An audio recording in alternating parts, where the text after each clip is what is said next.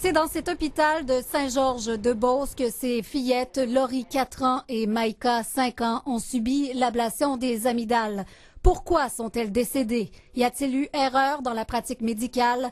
Le centre hospitalier confirme qu'une enquête est en cours.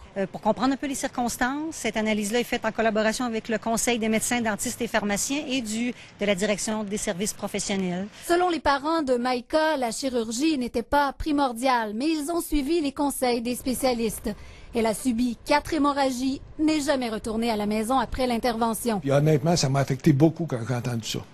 Moi, j'étais encore là.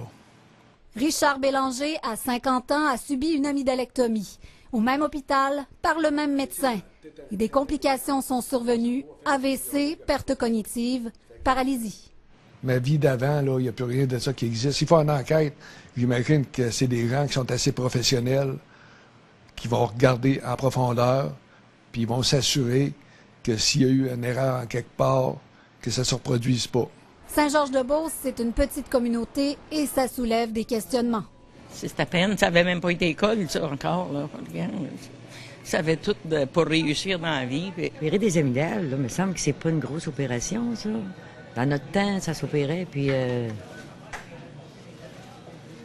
trouve ça atroce. J'aurais peur de faire opérer mon enfant, disons, là. Le syndic du Collège des médecins a aussi été saisi du dossier.